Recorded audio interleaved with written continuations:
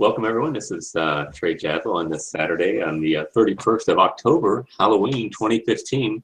And I'm here with my friend Bert Poole. This is actually our first time meeting. We had had a conversation earlier in this week regarding a post that Mr. Gavigai placed regarding an interview done on the Thinking Atheist with Peter Boghossian and what was that other fellow's name? It was Anthony Magnabosco. Okay, great. Never heard of him. And I'm not actually that familiar with the Thinking Atheist either. Seems like a really articulate guy, probably a great program. But before we get going, I'd like to get to know you a little bit, Bert, if you wouldn't mind. Tell me a little bit about yourself, and I can give a brief description of my life as well, if you'd like. And I'm glad. Thank you for coming here and engaging with me. I very much appreciate that. And I think we probably will get along quite well. Yeah, I think so too. So my background is I'm currently a CG supervisor at DreamWorks Animation. I have been there for about 20 years this next year. Wow. I was raised Catholic, and I was an altar boy in the Northeast. And when I went off to college, probably went to church the first, I'd say 2 to 3 months. And I had a roommate who was a bit of he liked a little bit of everything in his religion. So he was trying every Eastern religion I had never heard of in the podunk town that I grew up in. And so he got me I'd never subscribed to what he got into. I looked into it a little bit and wasn't quite convinced by that, but it certainly raised in me an awareness that I hadn't really thought about this stuff quite as much as I should have. I'd kind of, to use Ozzy's phrase, I drank in my beliefs with my mother's milk, and had them kind of worked into me, but hadn't really had the foundational reasoning behind it and the structure that I would need to retain it. And so that led me to a kind of a couple of month questioning of, look at God, if you're really the God of the Catholic Church, give me something. Let me know this, and I'll dig in. But I need I need you to kind of meet me here, because I'm not really feeling it right now. And it was at that point I went home for Christmas break, and then I came back and I got into a dorm Bible study in my school. And that was like nothing I had ever seen before. So I didn't have the exposure of studying the Bible. I hadn't really dug into it. Even though I'd been an altar boy, I probably could tell you about 3 things about Christianity. It was a different thing for me and my family, and my relationship to it was very different. I became, for lack of a better term, born again at that point. Went to back to my dorm room, really prayed about it, was really moved by what I'd heard, and my life changed on a dime. I was very excited about what I discovered. I'm an all or none type of guy, so I don't do anything. I can't do anything in moderation. I kind of go through my life in these spurts of high activity and things, and then I move on to something else. But in this case, it ended up being about 10 years. And I got to the point where probably by year 2, I was starting to do Bible studies with other people. At one point, probably, junior or senior year in school, I was probably doing about 10 Bible studies a week with individuals. In terms of my doing student ministry, essentially. I met my wife through that Bible study. She was going to school as well, and we both ministered to students together. We would do work. There were a couple of universities in our area, so we would reach out to students in different places. Our church was very much a university church, and everybody lived within a small area of each other, and they did neighborhood work, and it was a really great experience. It was very rich and fulfilling. I have a lot of fond memories. I'm not a resentful Christian who looks back, with a lot of anger or anything. I would say probably my sophomore year, my second year, was when I made a turn to Calvinism. So I started reading Spurgeon's sermons, his Sovereign Grace sermons, really drank that in, and was pretty convinced by it, pretty compelled. I had a lot of other individuals that I read. I never got into R.C. Sproul. I know you're a big R.C. Sproul guy. I never found him really. It wasn't that I didn't like him. It just didn't ever cross my path. How about John Piper? You were probably in John Piper, weren't you? John Piper, yeah. I was into, I'd say, I think I read Will Durant's philosophies, history of philosophy, within that range. I was very open to some of the concepts and getting deeper into some of the philosophy behind it, and other philosophers. That's what I was saying by the Durant thing. But actually, since then, I kind of tabled it. Probably about 13 or 14 years ago, probably maybe a little longer. I hit a point where I had questions that were nagging me that I realized were tricky. They were things that I didn't want to ignore, because I had to kind of decide whether I was going to pursue these questions and dig into them, because I was worried that I was leaning a direction I didn't care for. And there wasn't any tragedy that brought it up. There wasn't any, my marriage was fantastic. My kids are great. Everything's going wonderfully. But and it had to do mainly with human nature and behavior and what fundamental issues regarding to sin. And probably over 6 months really struggled with that stuff and dug into it to the point where I was having ulcers and not ulcers, but like stomach aches at night when I couldn't sleep. It was really bothering me, and finally came to a point of rejecting belief. I kind of realized I no longer believed it anymore. And my wife confronted me one night, said, "Are you going to tell me what's going on?" I was a little hesitant to involve her in it, only in that I didn't want to worry her, and I didn't want to jeopardize other things in my life with where I was finding issue with myself. And so I think at that point, that was when I became an atheist, I think. So I've been an atheist since. I never went through an agnostic period. I would if I saw a reason. I think that I had lost all of the reasons that I thought that there was a God. I didn't feel a need to find another faith or another manifestation. I was going to let that kind of come to me. So I was kind of pursuing the line of reasoning I was going down, and I was just going to let it take me where it took me. And that was away from Christianity, essentially. So it wasn't so much that I rejected a God belief. I just no longer had the God belief that I previously had. And since then, I've got more reasons in terms of why I'm an atheist, and more of reasons why I don't think a God exists. But at that time, I don't think I was nearly as well thought out. And so how I got to the Google Plus community is the last couple of years, I've spent a lot of time on Facebook chatting with very close friends who many of them were some of those individuals who I knew back then. You see the length of my posts. Well, we have like monster 500 post threads that we just, we go back and forth. It's very enjoyable. It's very civil. 500 posts. I don't consider a success until we hit the million mark, or the 1,000 mark. The million mark. I meant no 1,000. These aren't little quips. These are giant. Everybody's writing these giant. Okay. They're. I love those ones. I love it when you can have a long term. I haven't had one in a while, but I always celebrate when we hit the 1,000 post mark. I find it much easier on Facebook, only in that my friends list is much more controlled. Yes. I'm not making public posts, whereas on Google Plus, because I like it being public and that other people can weigh in, but you get trolled right away, or you get people just coming in. I would step away for a couple of hours, and then my conversation's gone. All the goodwill I had is all gone. It's frustrating. Yeah. And so that's, I think that the probably through presuppositional apologetics coming through my friends is what led me to YouTube, to looking into some of this stuff years ago. And that led me to, a lot of great individuals in the community who I then got involved with Google Plus, I'd say heavily this last spring, summer.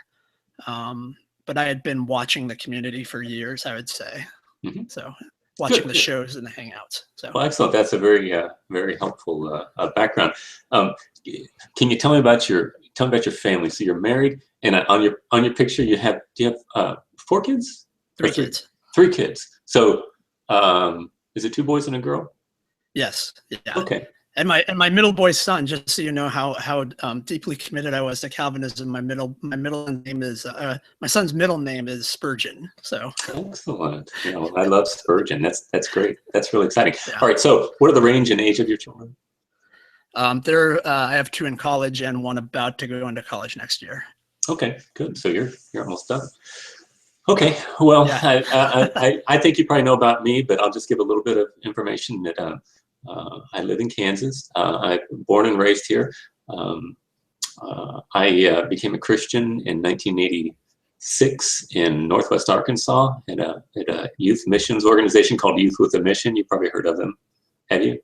Mm-hmm. Why? Okay. Yeah. That's where I became a Christian actually when I was going through the missionary training school they had when I was 20 years old. And then there I met my wife, and we were married in 1989. We came back up here to Kansas City, where I grew up. My wife's from San Francisco, and we jumped right in, and we're very much excited about the Kansas City prophetic movement. You ever heard of that? No. It was a big deal in the late 80s, early 90s. It's a kind of a cultic movement. It's called IHOP now, International House of Prayer. And the charismatic circles are really well known. So I was pretty much became a Christian in the charismatic circles. And then I moved from there to the Vineyard. You ever heard of the Vineyard? Mm-hmm. Yeah, actually, a lot of my friends, half of us went to one church and the other half went to the Vineyard. So okay, yeah. All right. So, well, Kansas City Fellowship was very closely affiliated with the Vineyard, especially in the early 90s. John Wimber, I won't go into all of it, but anyway, there's a close affiliation. And, the shenanigans got to be too much at the prophetic movement. I said enough. And then I went to a Vineyard, and it was just more of the same, and there's no content really there. Finally, I said enough. I said, I'm leaving. We're done. And then I went to a Bible church, and I found it much more refreshing. And anyway, and so my wife and I had 6 children. They range in age from 25, as my oldest boy is 25, and my youngest boy is 12. I have 3 boys and 3 girls. And sadly, my wife left me. Well, the divorce was final about a year ago. We were married for 25 years. And so, yeah, that was unfortunate. Very difficult time in my life, although I'm very happy right now, although I wish things were otherwise. But anyway, I'm doing very well. But so, and as you know, I think I'm a dental technician. I make teeth for a living. Mm-hmm. I don't have a lot of formal education. I went through a little bit of junior college, and then went to KU for a semester and flunked out. And I'm not naturally inclined toward intelligence. However, I see some similarities in personality. Would you consider yourself the type of person that has a personality that you're like this and not like this?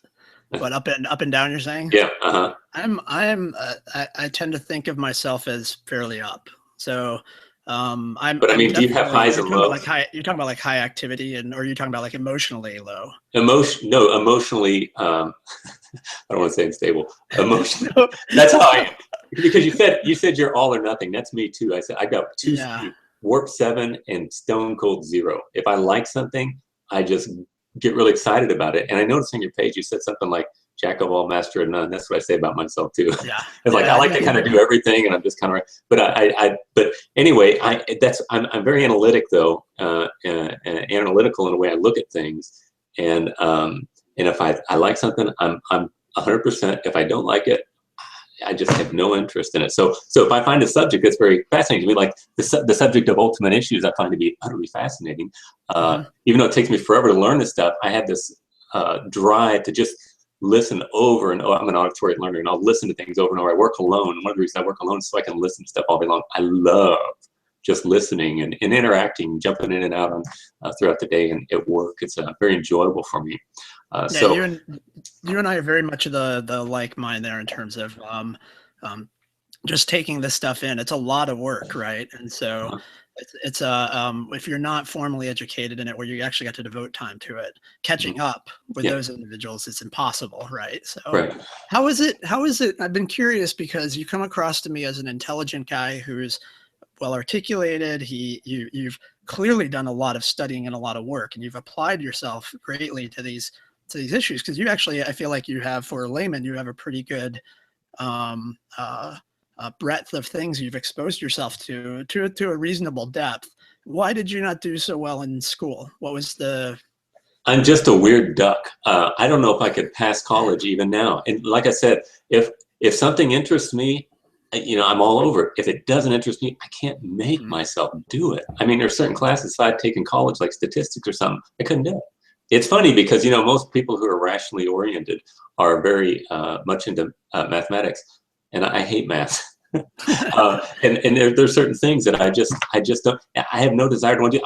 I think I take after my grandfather's side, my mom's dad's side. They were just kind of odd people, but they were very likable and very much, what do you call it? Just, they would cobble things together. They could do it. My grandfather could do anything. He wasn't super good at anything, but he could do anything. I mean, and he would do things differently. They were just different people. And I think atheists oftentimes are very different people. A lot of times they're real artsy too. And I kind of have those kind of qualities within me. And I have a very dry sense of humor, as you can see. You know, when I interact in typing, I'm very sharp and cutting. And then by no means do I ever mean to be rude, but I love dry humor. I love making jokes. And I know the atheists do like that too. And that's why I kind of get along with this crowd quite well, I feel, and enjoy hanging out with those people. So where were we going with this? I forgot. We were just filling in our backgrounds there, but in terms of your schooling and whether you... Oh, you were asking me about my schooling. Yeah. So I'm just the kind of guy that, here's the thing about me. I'm gonna challenge you to think about some things that you never thought about before in a way you never thought about it before.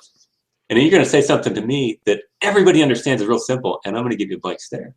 Because I don't know. I don't know the regular stuff that everybody else knows, but I know these weird things. And I've always been attracted to those areas which are not well investigated. Somehow I find that attractive, and I want to learn about those things. You know, when I first became a Christian, I started out, I wanted to read the Old Testament because nobody cares about the Old Testament, and just, it's just my personality. I just like looking at things that nobody else wants to look at, or nobody else is inclined to look at. Somehow I think, oh well, nobody's doing that, I better do it, and I want to run over and do that. So it's just kind of my personality. One more note was that you had mentioned that that there was that movement in the late 80s, early 90s, the charismatic movement you're referring to. Yes.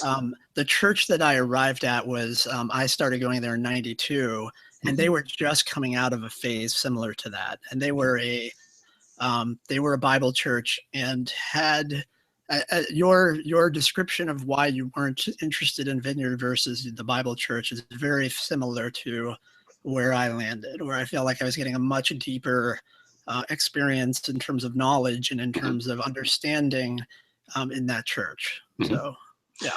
Yeah, I just, if you look at my Facebook page, I posted a thing on, what's that church called? Elevate Church with, what's his name? Stephen Furtick. And I'm just like,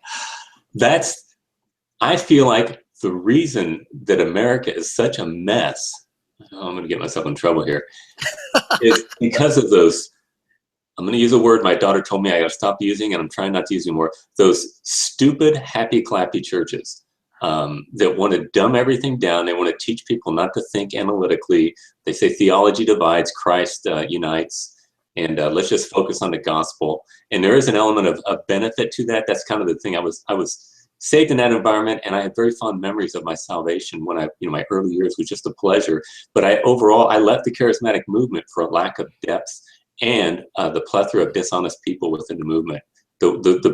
I remember my mom was a charismatic Presbyterian, and my mom would get Charisma magazine. I don't know if you ever heard of that, but okay. And I would read that. And when I first became a Christian, I was fascinated. I was just trying to take in as much as I could, and I'd read it every month. I don't remember exactly what it was, but I started looking at it. I thought, I'm looking at the ads in the back with the prayer cloths and the shenanigans and all that. And I thought, I don't want to be like these people. And the more and more I just took it in, they were just, people think they're doing God a favor by lying about it. And I thought, why would you think that you are doing God a favor? And really what they're about is getting your name in Hollywood lights. Essentially, I think that's what those people want. They want to have the front row seat of the marquee and say, look at me, I'm special because I hear from God or have something like that. And they're liars. And I thought, how really wicked that is to do it. And so that's why I left the charismatic movement. And I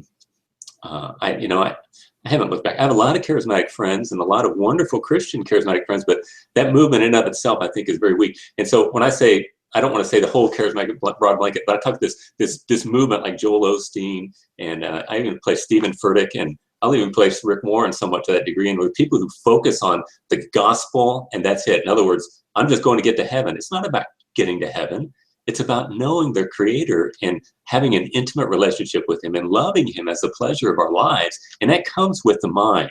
You got to start with the mind. Some of my friends will get mad at that. I'm not saying you start with rationalism. I'm saying that the Bible is rational truth. And we apply our minds at the foundation and worship with propositional truth. And I feel like this whole Peter Boghossian thing, which hopefully we'll get to in a minute, that's my whole problem, is it not with the methodology. I think the methodology is my methodology. I think it's wonderful. I love the Socratic method. That's what he's employing there. I think it's wonderful. But what's funny about it is Dr. Boghossian and what's the guy's name again? Anthony Magnabosco. Yeah, Anthony Magnabosco are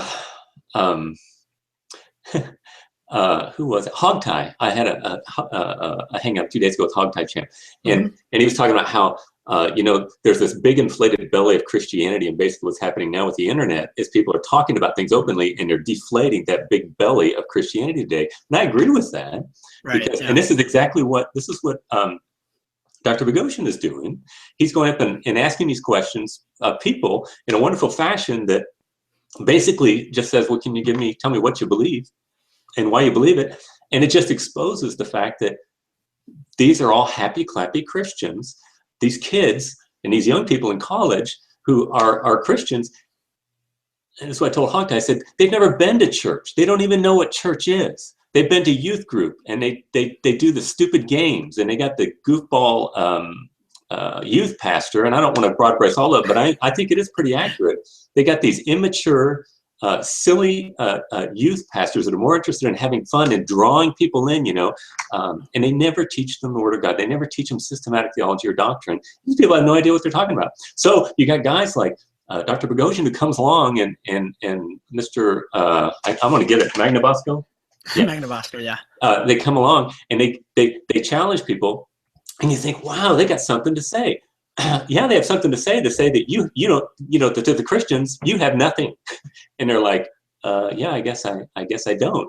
But they themselves have no answers. This is my problem with atheism. It's exactly one half of a worldview. All it is a negation of a worldview. You cannot have, and now Ozzy has a wonderful point where he says that just because you don't have an answer does not mean that somebody's false answer is right. But everybody that makes the claim, some people say I'm an atheist. Well, I'm not making any claims about anything, so I don't have a burden of proof. Oh, yes, they do. Everybody that makes a claim about reality has a burden of proof. And that means the atheist has a burden of proof. The problem is atheism by definition is only a negation of a certain quality, which is a reason for existence, which is God. And so they can say, well, there is no God and there is no ultimate reason for existence. And then you have to give a justification to demonstrate that there is some coherence to reality. And as of yet, I haven't found anybody. So here we've got, well, let me finish real quick. So we've got Christians that don't know anything, and we've got atheists that know, that claim to know something, and on face they may know something, and they deflate the Christians. And then I want to come behind the atheists and say, well, you guys don't have it either. And that's what I want to challenge. And I want to continue the Socratic conversation and talk about these things. Sure. Let's table that last bit. I want to come back to, because I was right there with you in terms of atheists having a burden, which I agree. If you're going to make a claim, you have to have reasons for your claim that you can articulate to be considered persuasive or rational.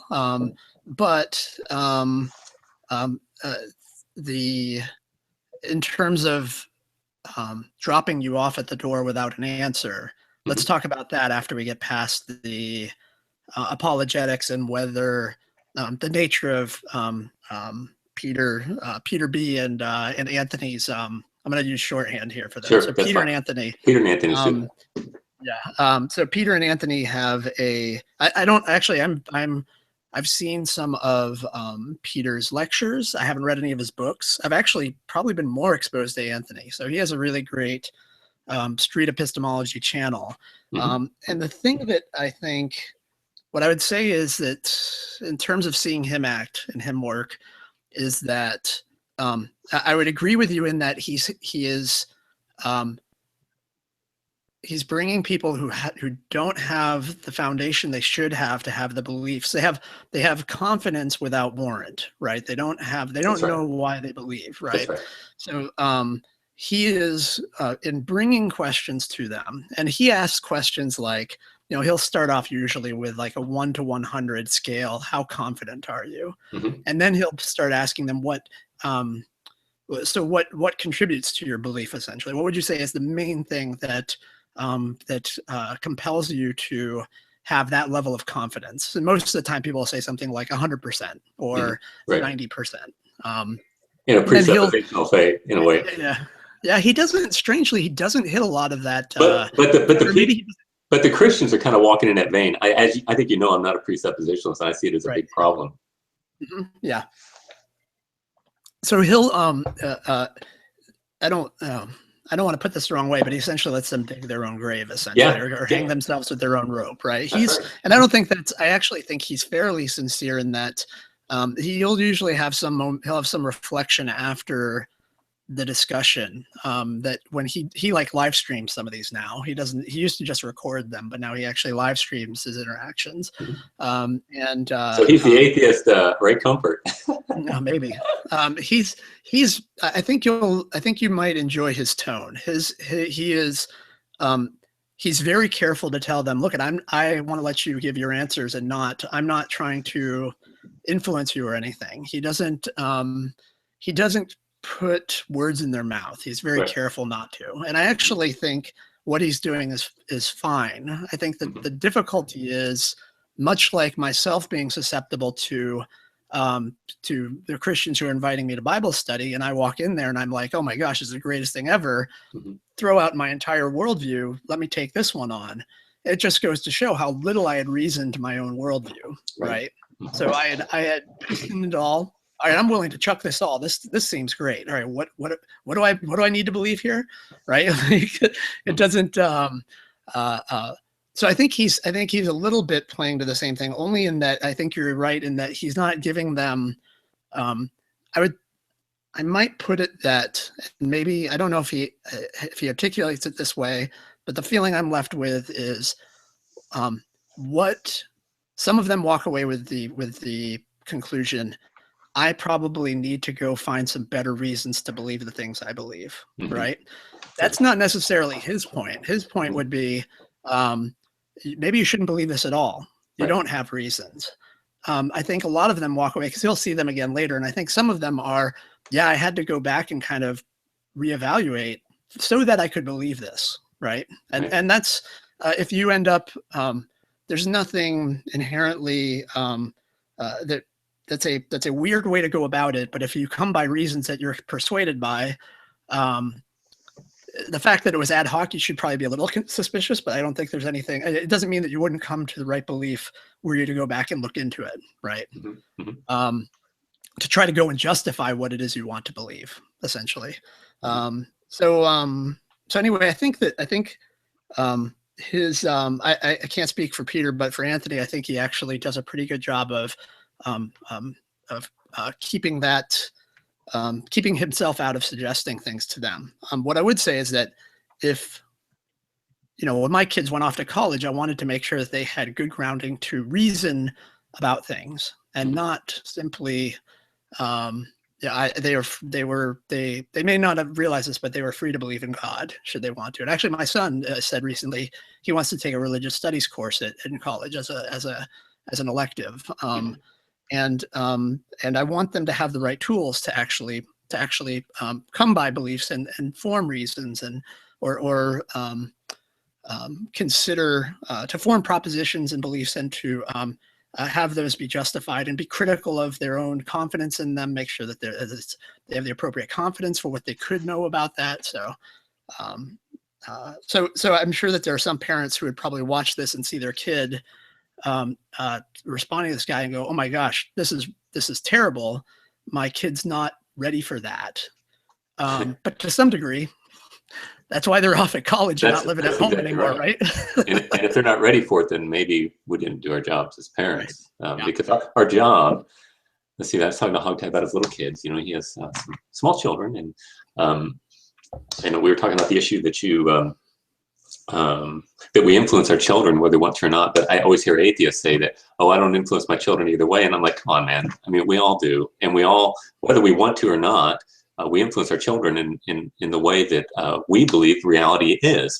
But our job, though, especially as they get older and they get up to their teen years, is to teach them, hopefully to be able to give them the tools for rational inquiry and to look at evidence and to be willing to change your mind in view of the facts. The problem is not only are parents sheltering your children from the world, they want them just to believe their world, they themselves are not very critical or thoughtful.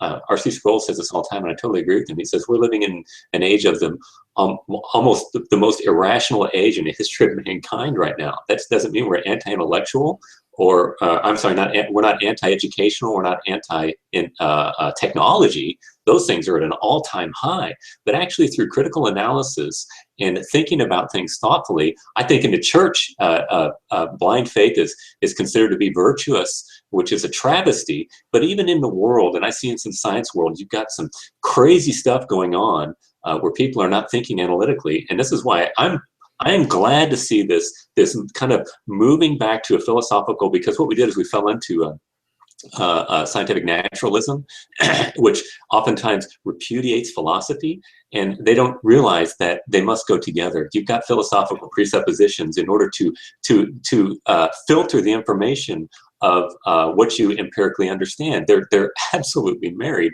and we're very shallow. You see people like Richard Dawkins. I would even say Dr. Boghossian is on that same level. The whole new atheist movement, I find them to be not that intelligent. They know a lot of facts, but they're not deep thinkers at all. I listened to the book maybe a year ago or something on Dr. Boghossian's book, and I mean, I was kind of cracking up. It's partially the way he was reading it. I said, where did he get this sycophant to read his book? And I found out he was reading his own book. But he was so excited about it and stuff.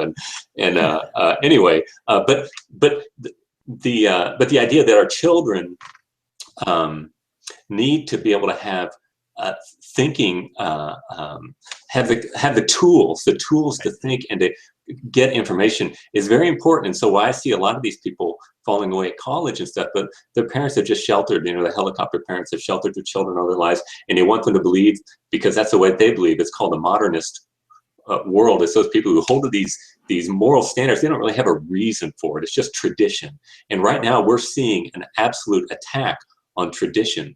And that's not necessarily a bad thing, because the foundation for the tradition is not rationally justified oftentimes. That doesn't mean that there's not a justification for it. The people just don't rationalize it. They don't have an understanding of it. And so I think what let's say Peter and Anthony's tactics can actually be a good thing, because the videos I saw, those people are like, whoa, I don't have a reason for what I believe.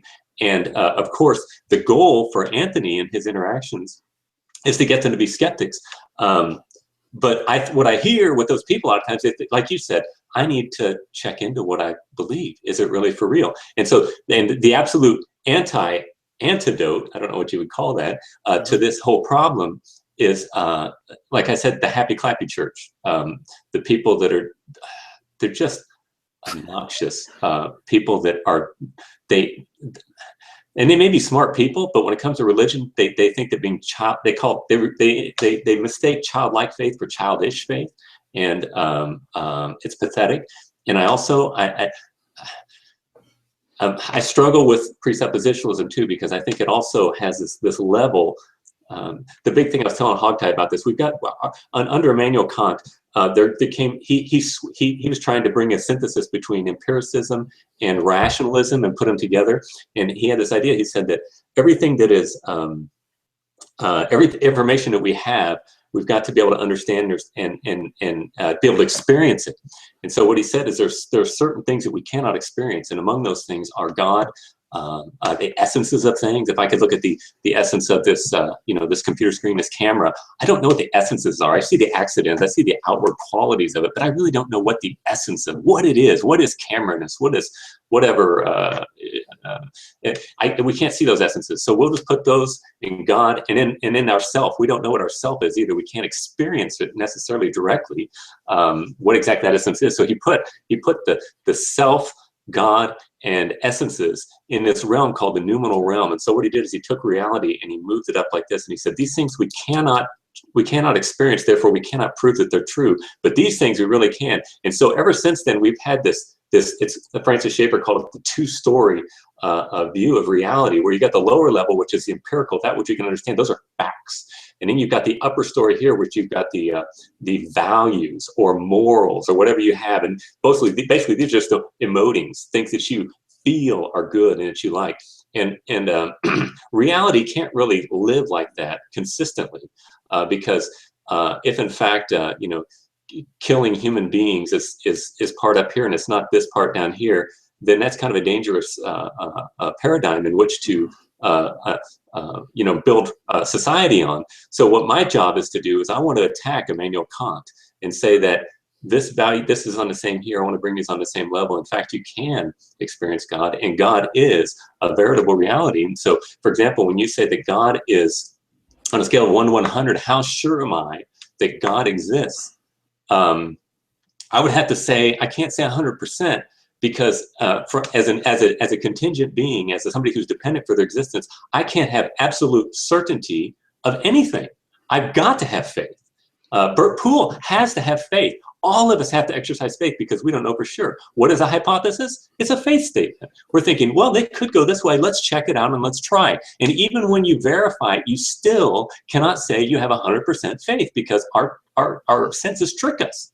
However, when we're looking at the existence of God, if you give the two presuppositions or foundations of logic and sense perception, and we know that we ourselves are contingent beings, that we did not create ourselves before we existed, that we happen, the existence of God is of the highest caliber of certainty that you can possibly have. I know that God exists more than I know that I have my hand in front of my face right now, because it's an analytic reality. This is merely empirical. This is not an analytic reality, but causality is an analytic truth. Therefore, I know that God exists more than I know that anything exists. If anything I'm sure about, it's that, even though I can't be 100% on it. So that's what I've got. We've got to teach our kids to be thinking, thoughtful about that, and we're not thoughtful at all about that. I mean, in my interaction with the atheists, I've not found anybody to be particularly compelling with their argumentation at all up to this point. Yeah, I think there's. I don't know that I'd agree with that. I'd say you're going to get, similar to the Christian groups that I hang with and talk with, mm-hmm. You're going to get some who are thinking hard about this stuff and have really good fleshed out thinking behind it and reasons why they believe, and they can put up a defense of their arguments. And it's while I won't agree with it, I understand why it is they believe that. And then there's others who don't know how to start that discussion, right? And I think that you get that. I mean, I think I would agree with you on the new atheist movement. I think you get some who are really strong in certain areas, and they should not be speaking up in other areas. As someone who's familiar with scripture and theology, I'm a little embarrassed sometimes when I hear them trying to articulate what it is they think their interlocutor's position is, right? They're putting out a Christianity that no one believes, right? Mm-hmm. And so I would agree with you there, but there are some, I think, somebody like Matt Dillahunty, I actually think is really well-rounded, and part of that comes from having a depth in his own experience, similar. I think it's similar to my experience in that I had, while there's many Christians who would say I was never a Christian, I was certainly exposed to the arguments and understand the underlying theology and have a understanding of how the worldview operates. And so I think that's a really tall order to have anyone who hasn't gone through that experience to really have that knowledge. And I think people should be a little more reserved in what they're willing to speak to, how far they're willing to extend out beyond what their own, warranted, what their own experience warrants, essentially. So I would say that on the topic of kids going out, so it always bothered me, especially, my kids get in into their teen years. I tried at every point that I heard it where they were soliciting my opinion as to what they should think. I never let that fly. I would try to ask them first what they thought about it. And I think that's the way we have to operate. And I think that is the problem that some atheists would have with because of doctrinal issues and because of I think Scripture lays out a framework for you to adopt. You want to I think as a Christian, you want to have reasons why you adopt it. You want to have an understanding that's kind of throughout you. It's kind of something that permeates your belief, such that you're not simply adopting it because you read it or because you heard it on Sunday, but that you actually understand why it says that. And I think that there are a lot of individuals not giving that. It's your complaint, not giving that depth to those individuals, and so the atheist community, and I think part of it is that this probably has to do with the fact that atheists, a lot of them in the community, are former Christians who had weak faith or had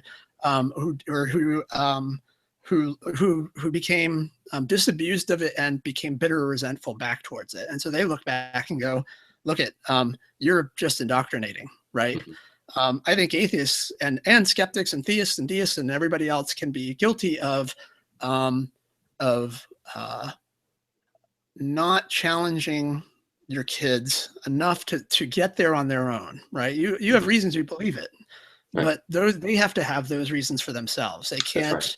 Can't take on your beliefs, right? And I think that's so important. And this is the thing that I challenge myself, and I challenge not my kids, but all my atheist interlocutors. This is my big thing. You want to put something on my forehead? It's like, own your ideas. That's what we must do. And I'm not so worried about my kids being Christians, but I'm actually worried about my kids embracing Christ because they are convinced it's true, not because they are told, or not because I think it's true. I want them to be convinced of it. And in saying that, I'm not saying I'm saying that I could be wrong. I could be wrong about my views, and I want them to challenge me, and for me to have my faith challenged so that it's not true. I don't want it, because I'm not shilling for Christianity. I'm shilling for what I'm convinced is true. I really do think that it's true. And if it's not true, I don't want it. Why would you believe something that's not true? I don't understand that. So I see a lot of that on the atheist community and Christian community. Yeah, it's similar.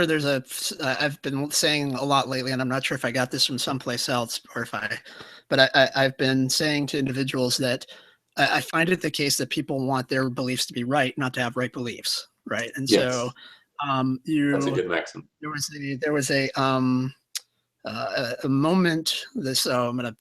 My daughter never watches these Hangouts, so she's not gonna get upset with me about this, but she would if she watched this. But this summer we were in a museum in Germany. We went to Germany this summer for a couple of weeks, and she was having an argument over.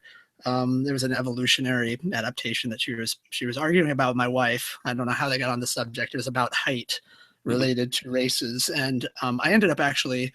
Siding with she came up to me, she kind of included me and said, "Hey, tell mom how this is." And I said, "Actually, I think your mother's right." And it just spoiled her, right? And she came up to me probably about 2 or 3 minutes later. I'm down the museum. She kind of walks up next to me and she kind of mutters, she goes, "I just wanted to be right." Right.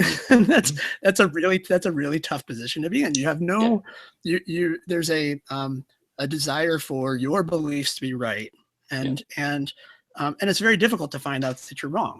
That's actually in the spirit of the post that I made that you said was hilarious, which it puzzled me because I actually was like, oh, I would have thought Trey would have agreed with that. The statement that started this all was about entering the discussion with a willingness to be wrong. That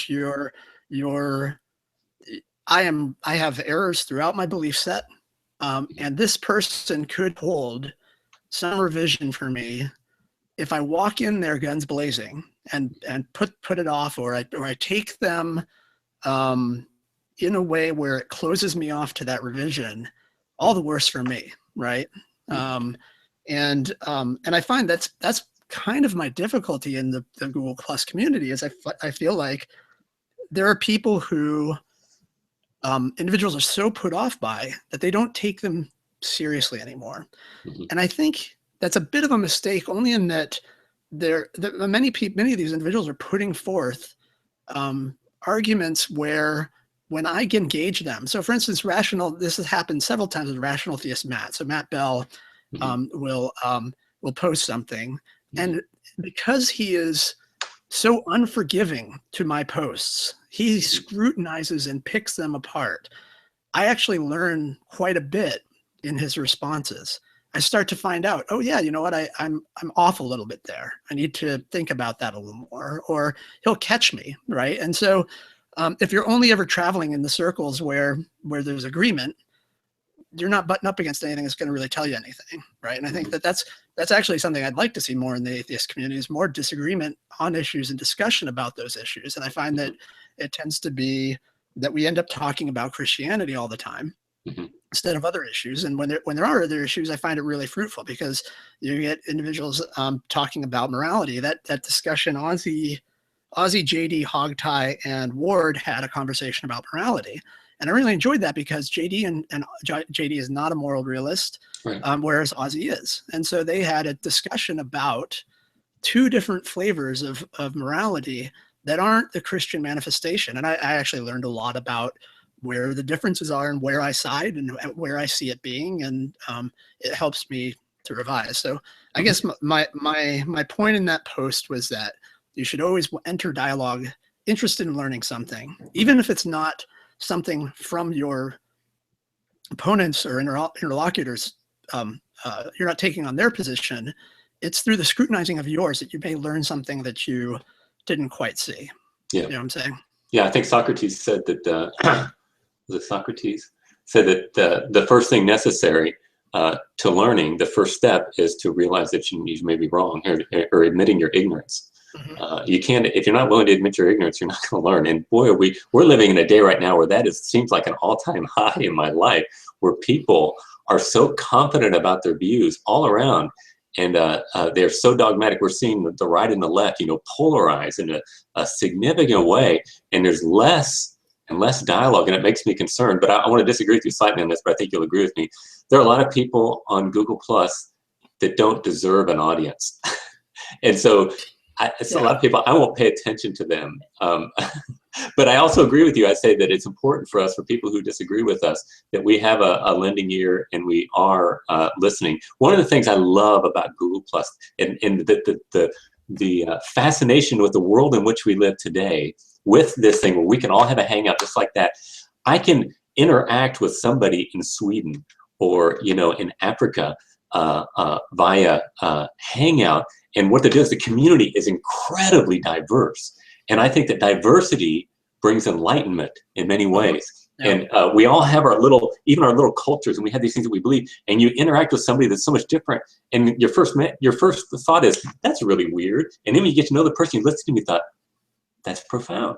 And the way that they even interact, I got a friend from Nigeria who's very dear to me. He's an atheist. He's an apostate Muslim. And and he's just we're really good friends, and his just the way African people are. Every culture's got their kind of different thing, and there's just something about them. He's so endearing to me in the way that he reacts to things. There's an innocence about him in the way that we interact, and he's a lot smarter. He's very, very, very intelligent. But that's just one example. But I'm always coming into contact with people that are very different to me, and I am amazed at their perspective and think, I didn't know that. And so we're living in an age where it's really, really cool, and we're really benefited and blessed to be able to interact with people with different ideas in a way that we couldn't. And so I'm a big fan of diversity, but diversity must be unified under a matrix. And this is my big thing. Trey is all about unity and diversity. We've got to have some kind of element or some kind of a coherence to all the unity, because all you have if you don't have it is chaos. The greatest question of Western philosophy has been that of unity and diversity. How do we make unity out of diversity? How does that work?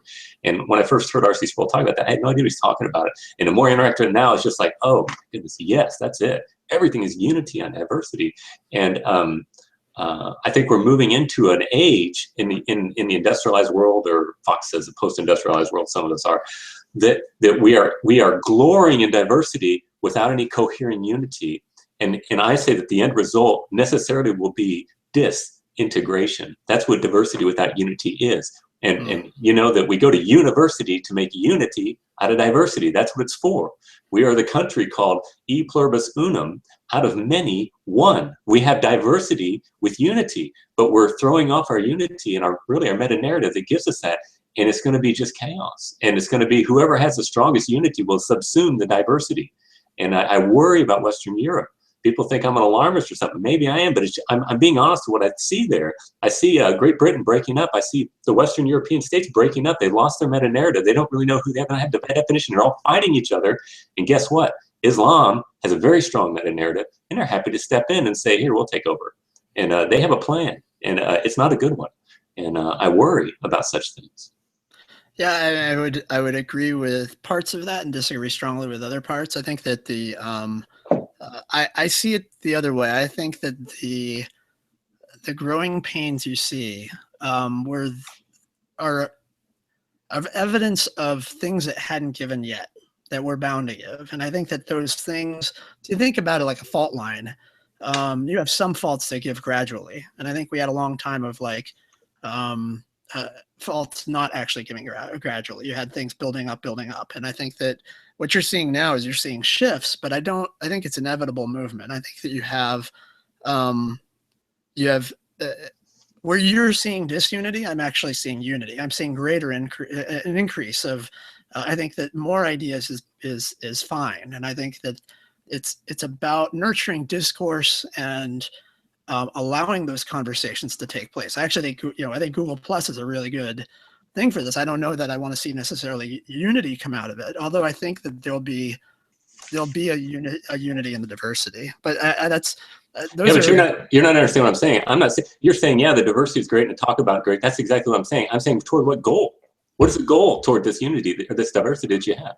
Well, there's a as human beings, there's a I don't want to get into the meta narrative talk because I have my own issues with some of where that leads. But I would say that if there's a coherence or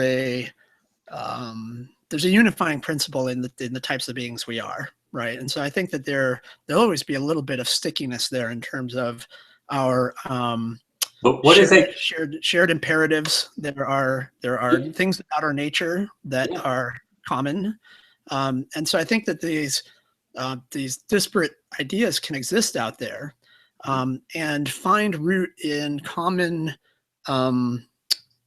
shared goals that are very core to our existence. Yes, but here's my problem. I'm sorry, go ahead.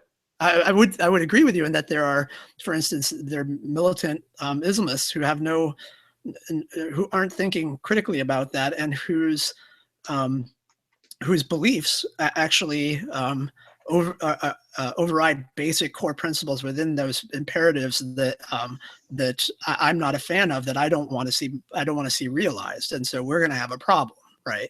Mm-hmm. So I agree with you that there are those who aren't interested in the morality that I would be speaking of, or even some of the core concepts in terms of what is civil action or what is a right action at the most fundamental level that you and I could agree with in terms of taking lives and in terms of treatment of others, right? You and I can find common ground.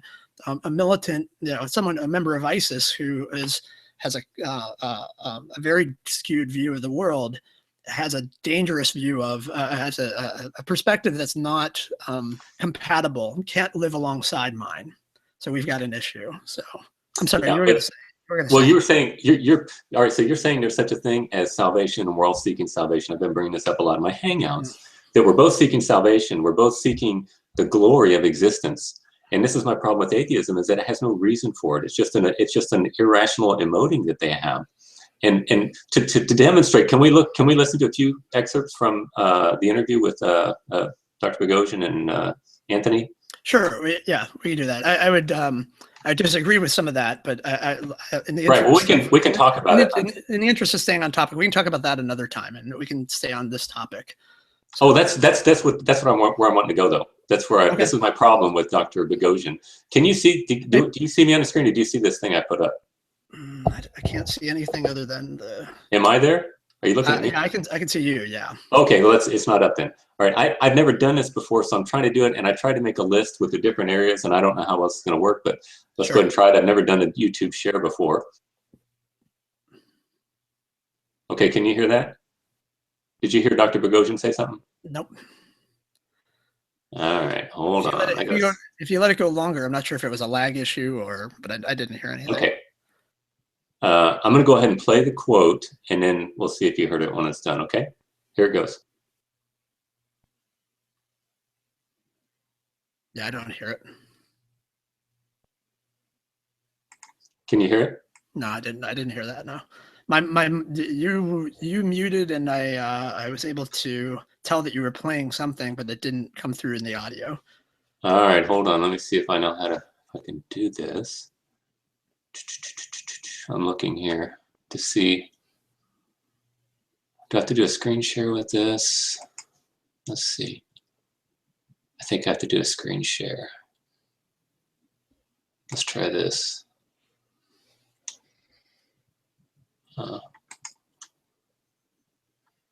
Okay, can you see the? Oh yes, I can see it now. Yep. All right, let's see if this works here. Can you hear that? I can't hear it. I can see your.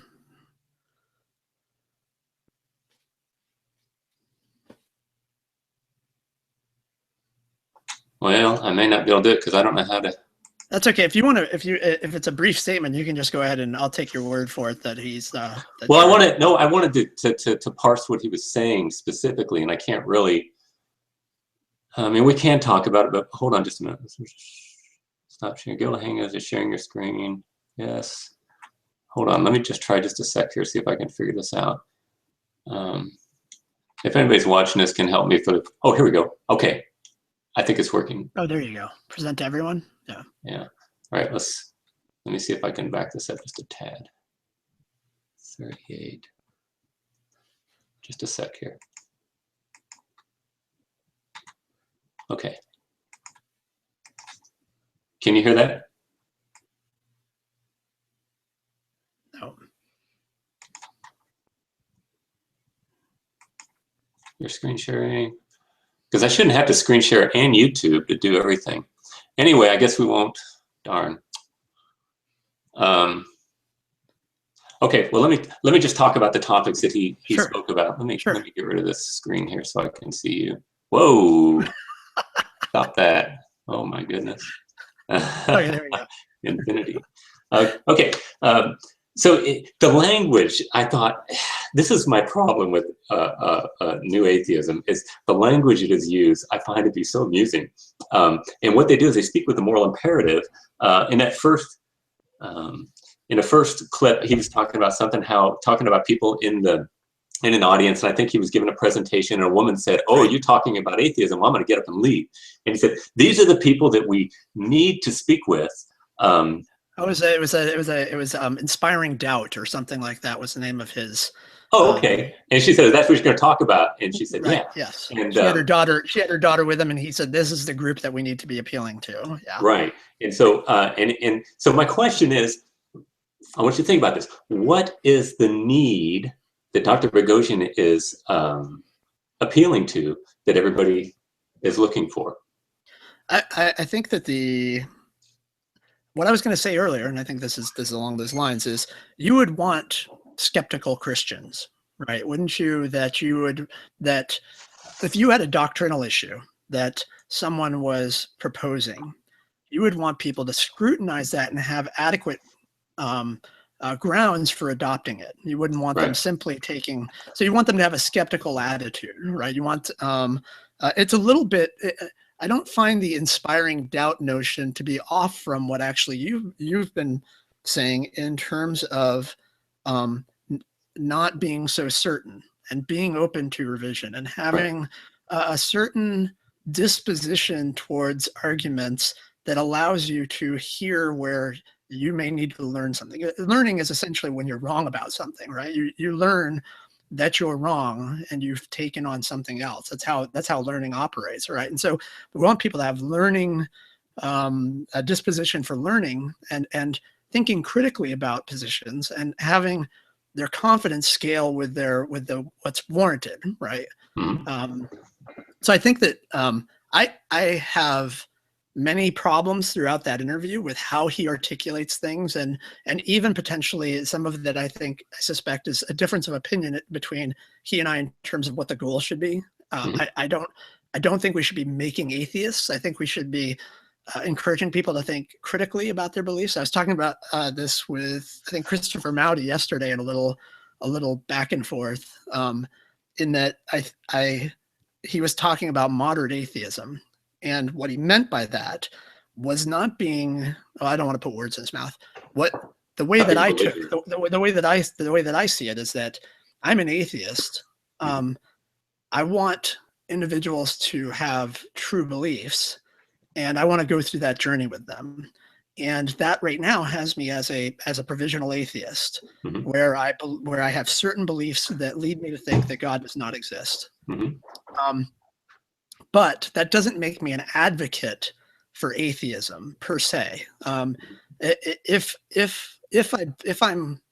my reasoning is solid and I have good arguments, I'm going to be arguing for atheism. But that's simply because I believe atheism is currently true. My current belief is that atheism is true, that no God exists. Right. So I'm not looking to make atheists. I'm looking to have conversations where I can interact and we can both get a little closer to what's actually the case. Right. Okay. Yeah. Can you hold on just a sec? Sure. I need to talk to my daughter for a second. Sure. Hold on. Let me.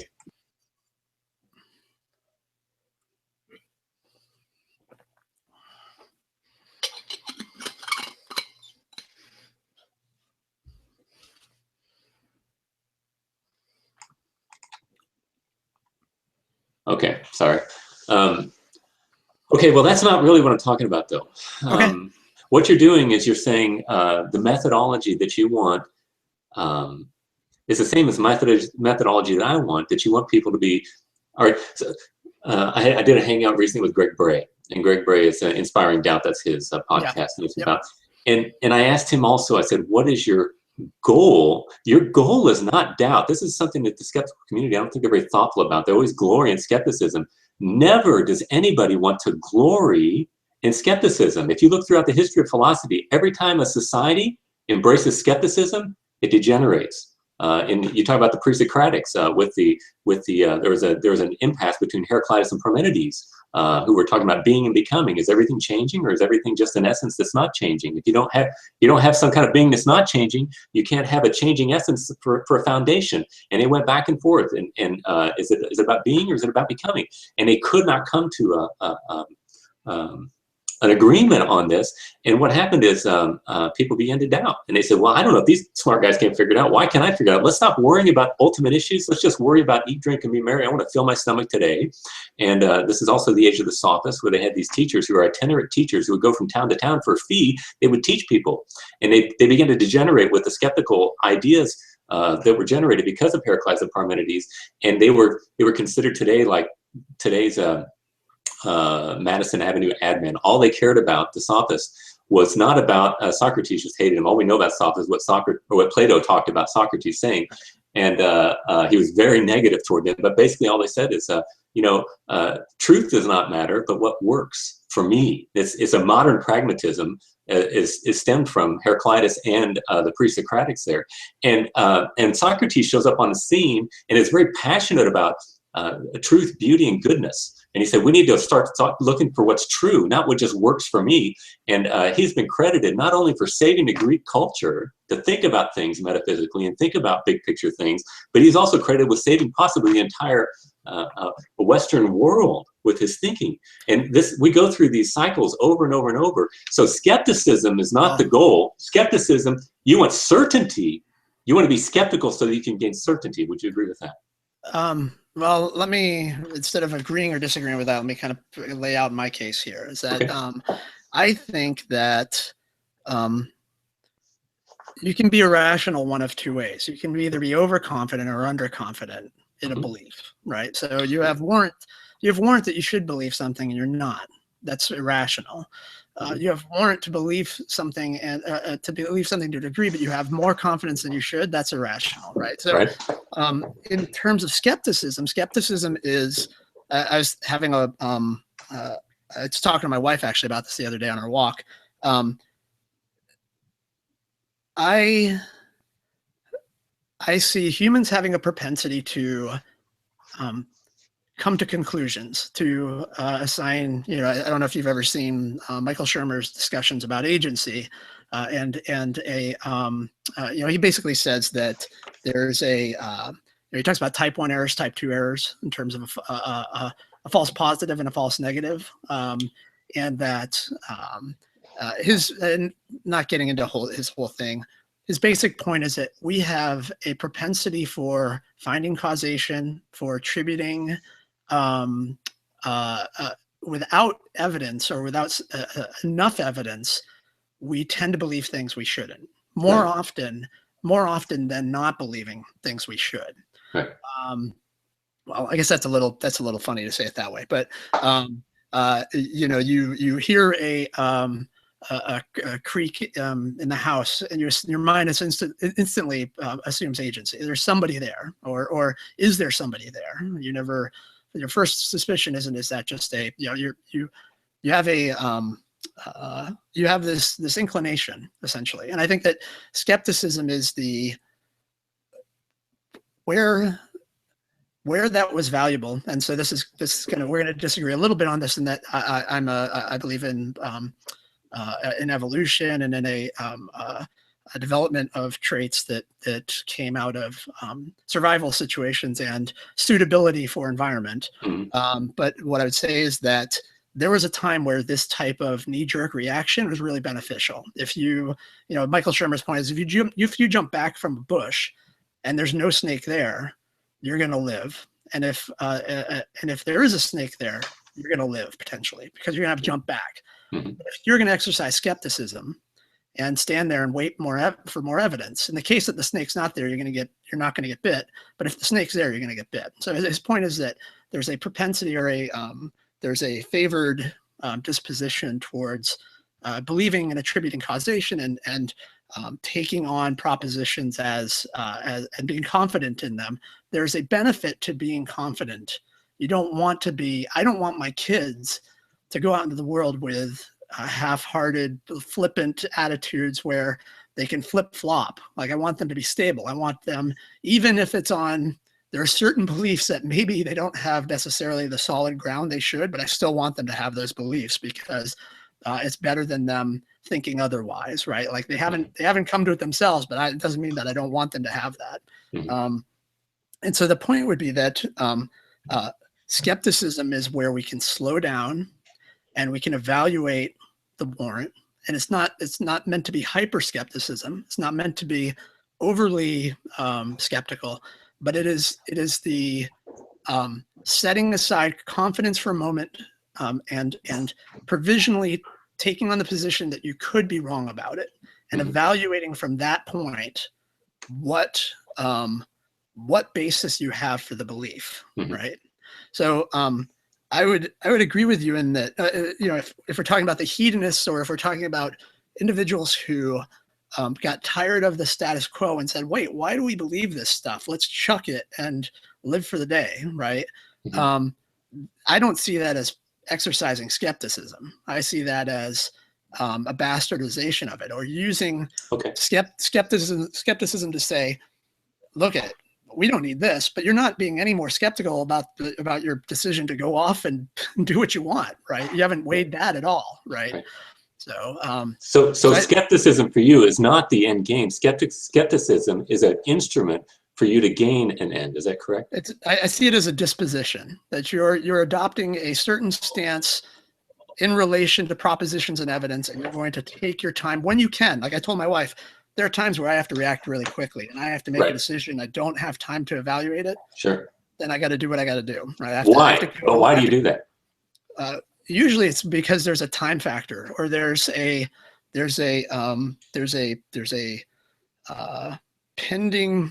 that I need to do. Right? No, I mean, whether you do it quickly or slowly, whatever, why do you do it? What's the purpose of it? What's the purpose of being skeptical? What's the purpose of making decisions quick on the fly? Well, you want the purpose of making decisions quick on the fly is, let's say I'm driving on the highway and I don't know, and I've got a car in front of me and I haven't had a chance to look to see it to my right. If somebody's there, I might just maybe I haven't thoroughly vetted it, but I don't think anybody's there. I'm gonna move so I don't hit this guy in front of me. Okay, right? So you don't want to hit the guy in front of you. Right. Yeah, I have a reason to adjudicate the matter quickly, and respond. Right. Yeah. Okay. So the purpose, whether you're doing it quickly or slowly, is always going to be for the goal of salvation or certainty. Well, so I wouldn't say it's necessarily quickly. It may be that I don't have, I need to make a decision, but I have plenty of time and I'm just not going to have enough data. Yeah, well, the time factor has nothing to do with it. I'm saying everything that you do in your skepticism, you are searching for true beliefs. Survival. You're searching for survival, aren't you? Well, I would tie survival to true beliefs, right? I want to have, in some cases, it's not a survival situation. True beliefs. And sometimes when I don't have an opportunity to be skeptical, it's not a life or death situation. It's that I have to spend some money on a monitor. I haven't had time to look into it, but my son really needs it. All right, I'm gonna go with my gut. Yeah, but that's survival as well too. I mean, whatever you choose to eat, and when I talk about survival, I'm not just talking about existence. I'm talking about full existence. You're seeking pleasurable existence or salvation. Or in order to have salvation, you need to have certainty. The reason the scientific revolution took over is because we wanted to live a life that better corresponds to reality or get certainty. Now, I'm not saying we can attain absolute certainty, but I'm saying our goal is never skepticism. Skepticism is a little tool we use that we must use in order to gain salvation of existence. Right. I would say if anyone's using skepticism as the goal, then they're using it wrong. Right. But that's what it comes across as. And this is what skeptics like to say. They like to say, oh, we need to be skeptical, just like I said, Greg Bray, inspiring doubt. If you really think about that, and that's not the goal. And I don't even think he realizes that. And a lot of the atheists do that kind of thing. They use that kind of language. They don't realize they're not trying to get doubt. They're trying to get certainty. That's why we do everything that we do. I would say that I think that probably arises from the fact that oftentimes, and I agree with you that we all exercise faith. I was actually refreshed to hear you say that you can't be 100% certain, that you have this underlying apparatus that you're subject to, that you're taking in the world through. And, there's some liability that comes to that being the case. And I would agree with that. So I wouldn't say that I have any when it comes to my core presuppositions, you and I are on the same foot in terms of epistemology. Yeah, in terms of epistemology, there's a faith aspect there. But there are things that are beyond those core.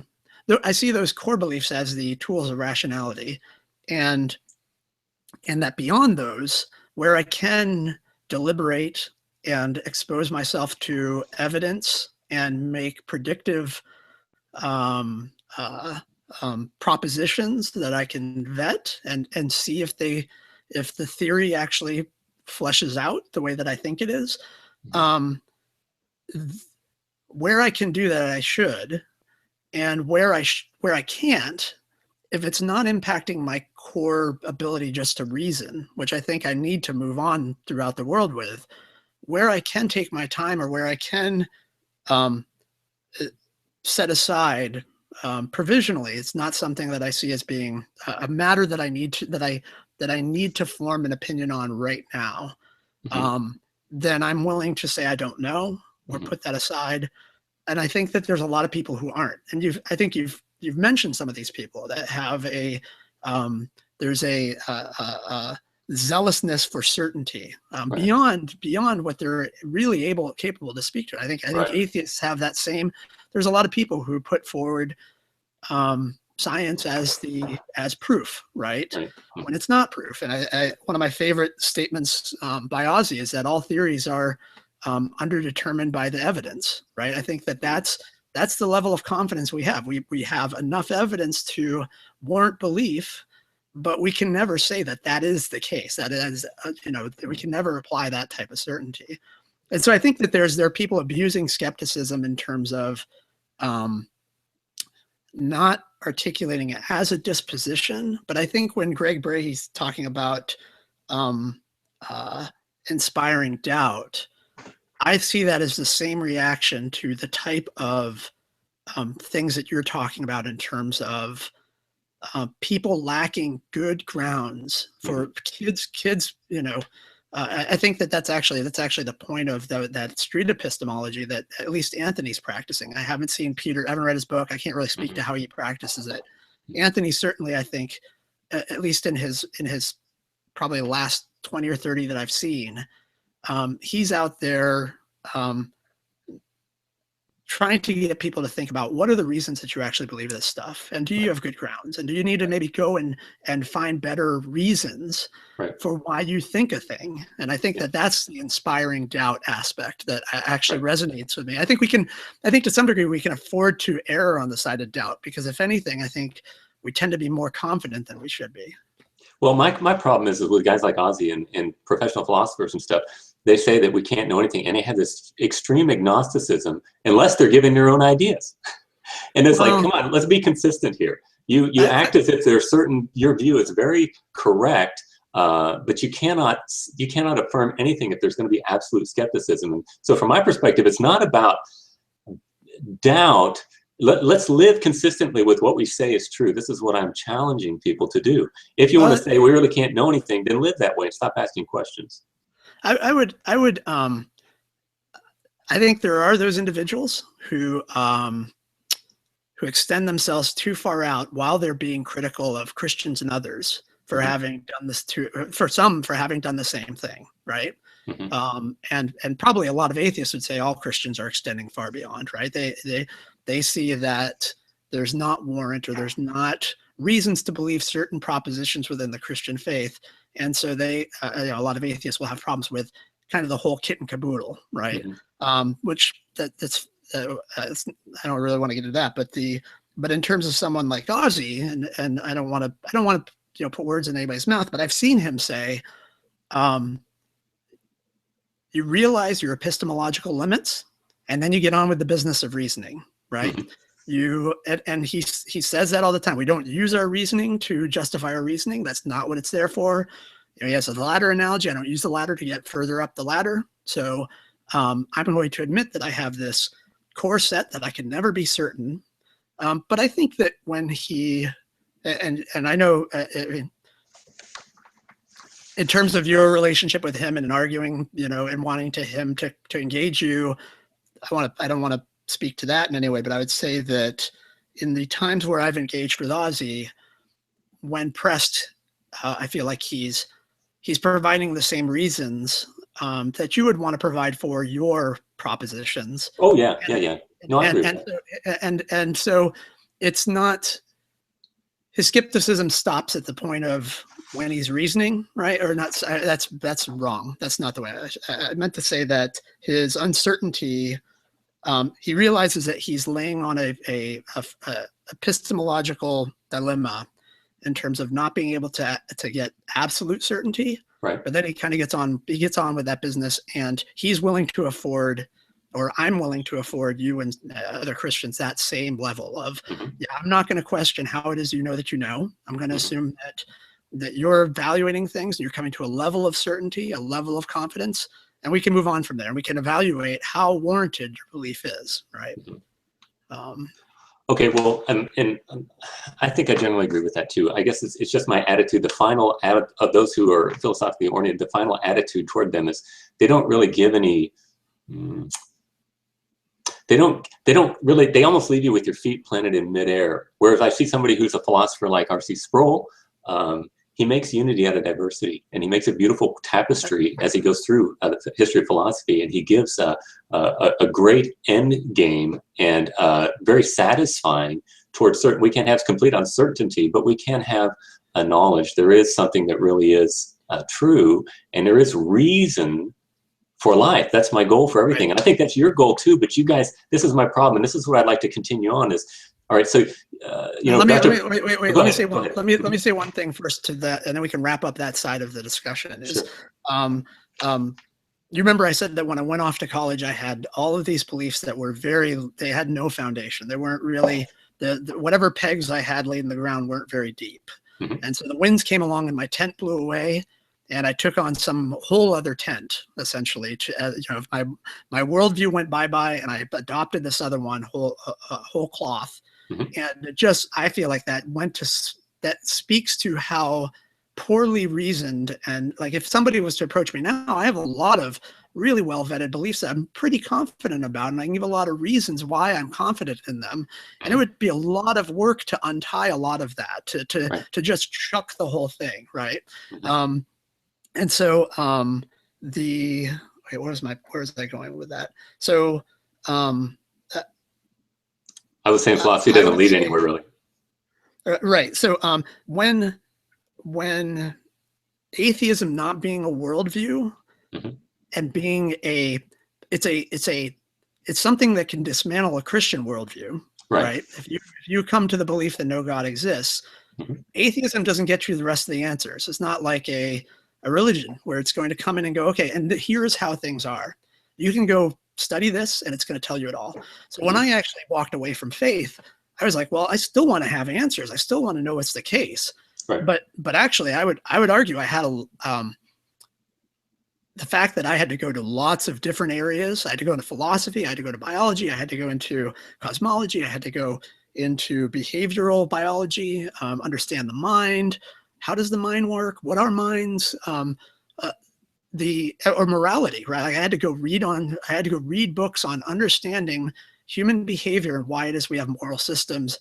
That because I didn't believe in God, because of certain things that disagreed and didn't lead me to that anymore, to fill in all the things that I needed to replace took an inordinate amount of work, and that's a really tough thing. That is actually where I'm hesitant to say that I think maybe it's Greg or Hogtie or somebody takes the view that we shouldn't be necessarily replacing, like we shouldn't be hoping that religion is gone tomorrow, because there's a lot of work in building out a rational, coherent understanding of the world in a lot of different fields. And a lot of people, I don't think, are necessarily built to take that task on. I think there's a reason we have religion, and there's a reason why people, I think it's a quick and dirty way to get some solid ground between people. I don't think that's why people believe it, but I think that's how it functions. And so I'm a little, I don't want a world of atheists tomorrow. That world would scare me. I'm not sure that people are up to the challenge of really vetting their beliefs and actually coming to something that I could live with civilly with them, right? They might come to some really bad ideas, right? So, well, that's my problem. And you said that, it's difficult for you to come to these ideas about morality and stuff. And this is my whole point, is that you can't. Atheism is a worldview denuder. That's all it is. It's a negative. All it can do is tear apart. It makes no positive affirmations. In fact, it cannot, because unless you have something metaphysically that can unify the diversities, it doesn't exist. I would agree with that. I would agree with that entirely. Atheism does end up neutering worldviews and does not offer anything in its place. You're 100% right on that. So it's not really a worldview. It's one half of a worldview. This is my theory. You affirm what is not, but you cannot, by definition, affirm what is. Well, I disagree with that. Metaphysically. I would disagree with that. I would say that I then have my work cut out for me, informing my understanding and my beliefs in terms of what's true, what is the case. If I don't believe that God is the case, it doesn't scotch any notion of me now going out and actually trying to apprehend what is the case, right? I still actually have all that work to do. Yes, The fact that atheism doesn't bring that to me, that's I'll admit, that's really tough. It's really well, I'm saying, hard. not only saying it doesn't bring it to you, it also, so in other words, it's not positively giving you an answer. It is a fence to keep you from inquiry. That's the whole thing. That's my whole point. You cannot find it. Can we move on to the next point here? This is what I want to talk about. Sure. What you just said that it prevents you from inquiry. What about it prevents inquiry?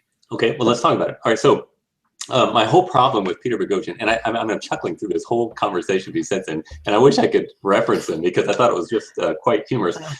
Just in all fairness, I was also like wincing every once in a while too. So I'm not I'm not going to defend him entirely. Okay, well, he was speaking with very moral, imperative, descriptive terms. And I'm trying to think, he was constantly speaking with teleological language, and he says, we've got to help these people. Those religious people are bad, and they destroy the society. And my question to you, Bert, is why? Why is that a problem? Well, I think I have an interest in people having true beliefs. I think why? That they're because it enables us to function together, to live together, so humanity is special. Well, it's special to me because I'm human. Why? Because I'm human. It's always the petitio principii argument. You guys always do the same thing. No. So I believe that I have certain biological imperatives that are wired into me. Right. Where does it come from? Don't tell me evolution student. Oh, no. I thought you were wondering where I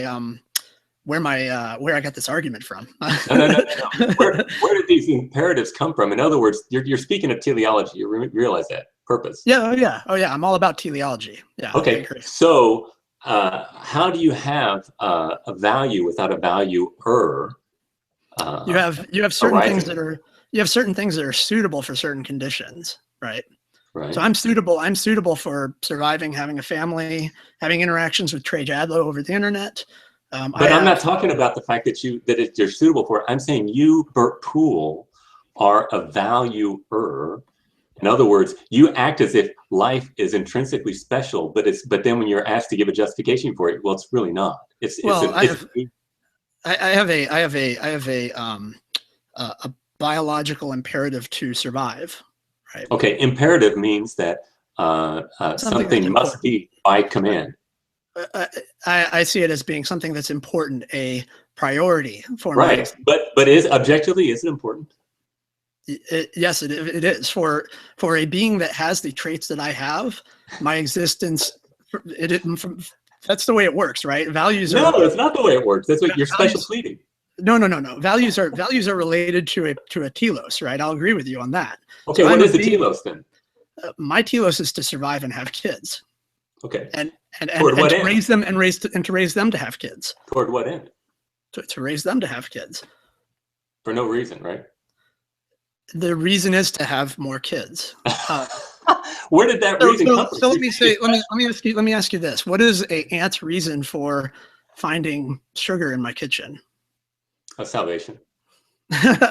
Well, I think this is the part of the discussion that's going to get a little tough because I think those are loaded terms that you're introducing. Okay, what word would you like that you don't like salvation? What would you say? Survival? I have survival. Yeah, I have a survival imperative. So the ant is programmed to exist, right? Would you expect an ant or myself to have a imperative to not survive? If in fact there's no such thing as value, objectively speaking, why would I? Why wouldn't?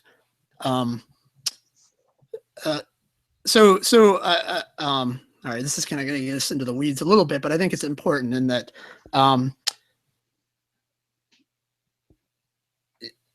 if we go back, if we step through back, oh man, I really don't want to unpack evolution, but the way that I see it is if you take all right, so let me just unwrap, maybe unpack like 3 examples. So you have single-celled organisms that have no agency to speak of. They have a molecular engine or a quality about the way that the molecules, the way they're configured, that drives them towards, let's say, warm water. And the ones that function better towards that purpose have an interaction with electromagnetic radiation that breaks up, it ionizes electrons, and it breaks up and creates the mechanism for them having energy to create more of themselves, right? That chemical reaction causes a process that spawns a chain of events that leads to another single cell organism that comes about. You have other ones that maybe they're a little, because of the nature of the way that they were, or when they were produced by the prior cell, they had an ineffective mechanism for doing that. So those ones aren't going to propagate, right? So, but there's an imperative there. Even though it's not a conscious thing, there is a chemical interaction occurring that is causing a certain pattern to occur, such that individuals that are suitable to go towards the more warm water will produce more individuals who are going to be more likely to be good at going towards warm water, right? If you look at ants, ants have something like 200,000 brain cells or something. They don't know what a sugar molecule is. They don't have a cognizant brain the way that we do. When they leave, they are acting entirely on chemicals, on instinctual behaviors. And they know when I slap the table that they should panic. They panic. They're not thinking about it, but they have a response that causes them to shimmy all over the place. And somehow this has come about, that they have this reaction. But they know that if they encounter a sugar molecule, that's something they should bring back, however they do it. I'm not an insect guy, but roughly you kind of get what I'm saying. They're not employing agency. They have a certain sure they employ agency. Well, they're not cognizant. It's a lower level of agency. Yeah, they're not. It's in the same way that the water that the single-celled organism doesn't know it's moving towards warm water. It's just undergoing these processes. In the same way, I think the ant is undergoing a series of interactions that cause it to walk forward until it encounters this. They're incredibly complex, but not nearly as complex as myself having this conversation with you over Google Hangouts. I don't have any problem with seeing a pattern of development to the point where I am now, where my basic mechanisms are any different than the single-celled organism moving towards the warm water. I have certain things that about me, certain facts, biological facts about the way that I am, and those lead me to those are instilled in my both in my hardware and in the software that my parents gave me, which to some degree is derived by the hardware and software that they received, and you go back and back and back. That these imperatives make it such that I want to have more single-celled warm water favoring cells, right? Not literally, but that's the same progression. And so I have because of these biological facts, and I'm going to get into morality a little bit in here. Because of these biological facts, I have certain. I'm a social being. That's a fact about me. I have certain pro-social and antisocial behaviors, and morality, in my view, is the set of behaviors which so I'm a moral realist in that I have certain biological facts that lead to certain moral facts. So given a certain given what is the case, there's for me in any moment what ought to be the case in order to actualize the imperatives that I have. Mm-hmm. So for me, I don't have a it's a lot to lay out. It's a very complex thing than saying God is good. That's a very different way to come about morality. But I see it as no less tied to the physical reality and emerging from it, essentially. Yeah, that's a point I want to focus on, emerging. So here you've got no value, you've got unintentionality, and at some point in that process, you have intentionality. Is that right? Somehow it just happens. Is that how you view it as being? Can you repeat that one more time? Yeah, you have no intentionality, unintentionality. Okay. What would be this?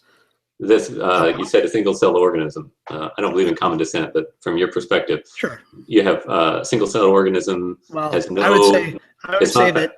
would say that the single-celled organism's propensity for moving towards warm water is intentionality. Oh, so it has intentionality. Okay. Is there ever a time when there wasn't intentionality? Well, I think that you got to go back somewhere. Right. Well, I would. Let's say before the single cell. I would say intentionality is a way for me to talk about the reactions that are occurring, and the reactions. Okay, but the choices you make are not just reactions because you're against murder, right? No, I'm talking about the chemical reaction. So within a single-celled organism, it's exhibiting simple physical properties that are common throughout the universe in terms of how electromagnetic radiation interacts with atoms within molecules. Right. So you're a determinist. Oh yeah, I'm very much kept my Calvinist streak. You're a hard. Well, I'm not a hard determinist. I'm a compatibilist, and Calvinists are compatibilists. But you're a hard determinist. There's no such thing as choice, right? My favorite quote is Schopenhauer's. A man can will how he acts, but he cannot will what he wills. That's a compatibilist view that I can agree with. Okay. I see compatibilism as being I think it's still determinism. It's soft determinism. Well, I think it boils down to that. So then it's not all chemical processes. Then you're saying that man has a choice. I think man can deliberate. Okay. Well, then you're not a determinist then. Man, well, no, but I don't. It doesn't mean that I think he could do otherwise after you'd done it. Well, you're not just saying it's chemical processes, and you're saying there's somebody who's making a choice in there that is determined, but there still is a choice, right? No, I don't have a dualistic notion of like that. I do see it as physical. What I would say is that the is there somebody controlling these choices, these processes? I don't understand. No. I think a man can deliberate, but whatever he does is what he would have done. Okay, then why do you punish somebody for making a wrong decision? Because we want to deter future behavior. I don't know. I actually thought about this much. You thought you have. Huh? Oh, I think a lot of it. I was thinking of it back in Calvinism, so I think it's something I have a. Yeah, but Calvinism has a body-soul duality. That's the problem, and you're denying that. Right. Yeah. But I still see that. I don't think vengeance is just. So I think that punishment though is just. Punishment's just. You have a sense of justice. You have no justification for it. You can't. It's not possible. No. It's that I have a different definition of justice than you. For me, no. If you have any sense of justice, it's going to be based in the sanctity of existence, and you cannot justify sanctity of existence. Well, let me unpack this then, and then maybe you can at least understand where I'm coming from. Okay. So I see justice as being the necessary. It is a necessary. How can I put this? justice for me is a deterring consequence of unwanted behavior. So we there's a wanted. We don't want this type of behavior. We have to, there's I believe in a causal system, and part of the causal system is having deterrence. When I hear about an individual being punished harshly for something they committed, that is another causal quality in my matrix that impacts my behavior, right? So justice is functional in guiding societies and in terms of dissuading antisocial behavior and encouraging pro-social behavior, and that is all part of this causal soup. I believe so purposeful. Justice is purposeful. Is that what you're asking? Yeah. Well, no. The justice you're describing is saying that justice is for the goal of the sanctity of existence or salvation.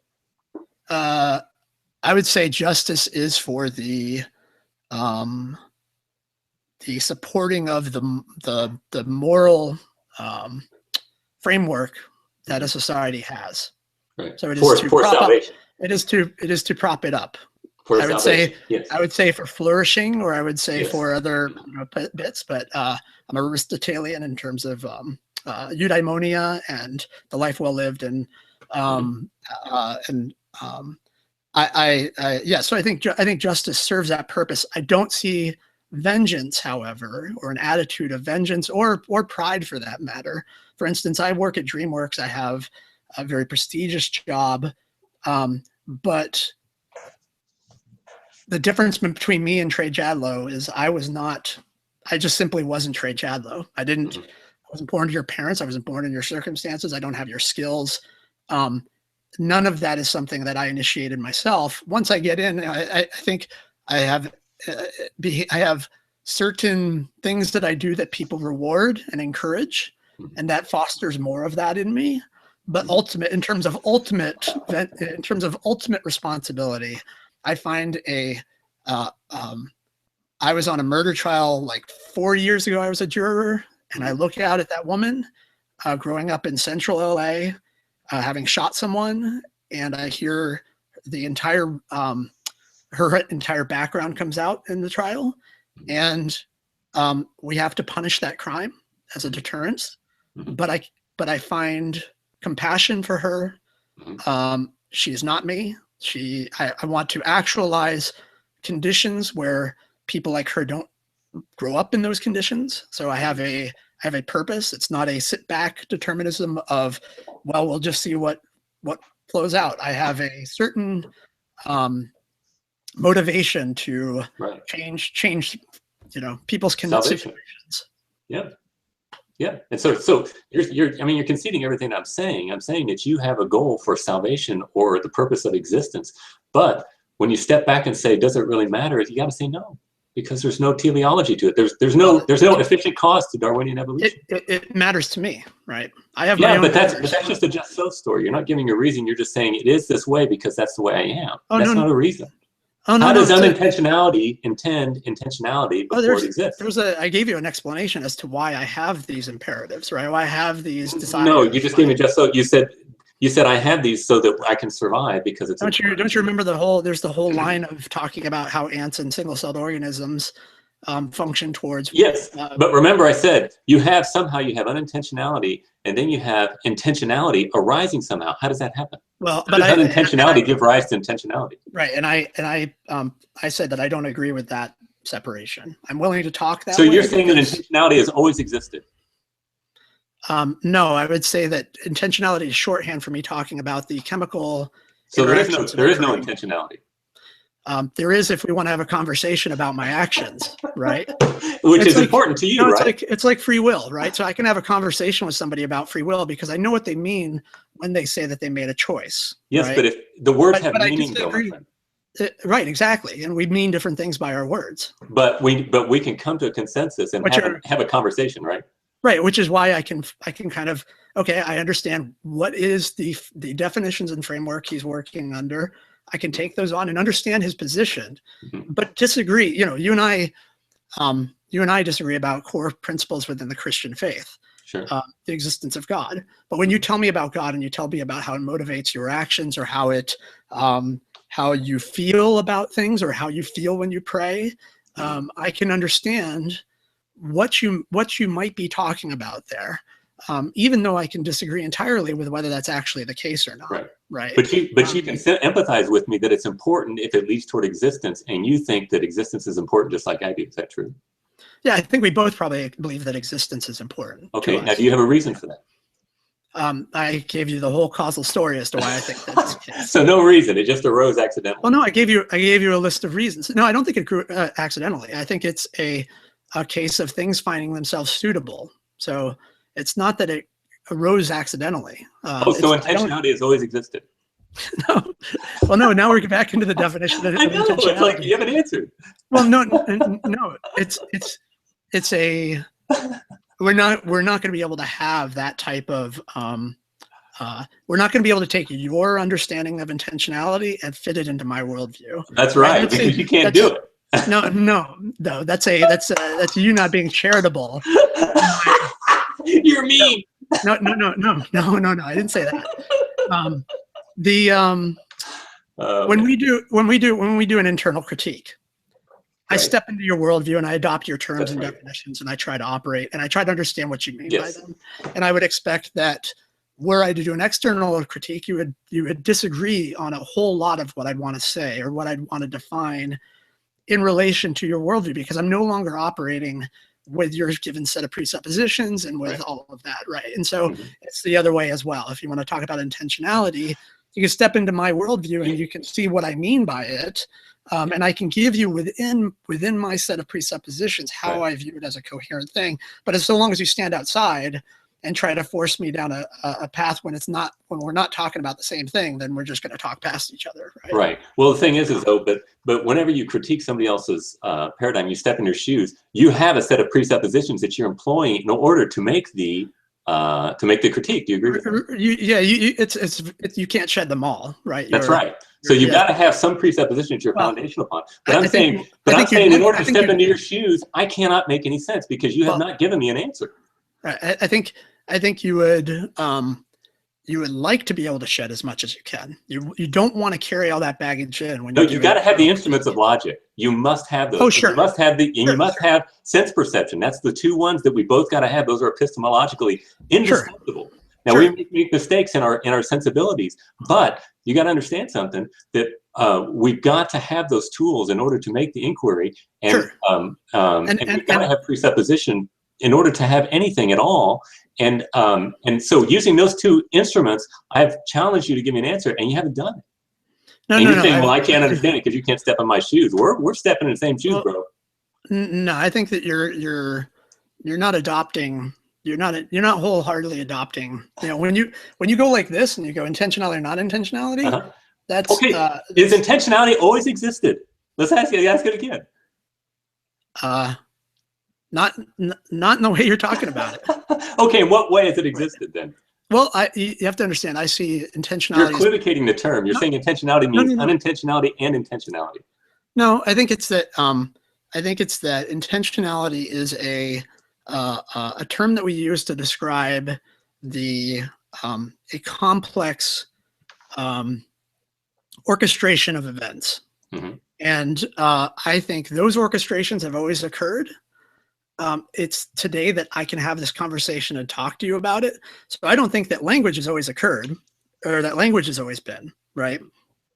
But I think the things that the constituent operations that operate when we use language that allow it to exist have always been there. So the manifestation, the particular, Bert, for instance, Bert has not always been here, right? Bert is relatively new to the scene, but the constituent processes that make Bert, those are old hat. Those are intentional. No, those processes aren't intentional. No. Oh, okay, so there was no intentionality then. Prior to Bert, there was none of Bert's intentions. No.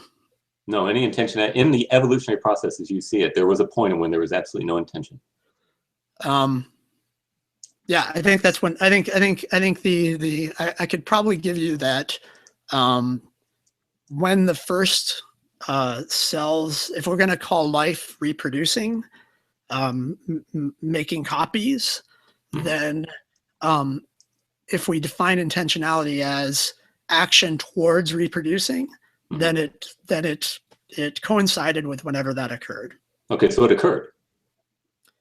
Yeah, I think that cells, like at some point, molecules,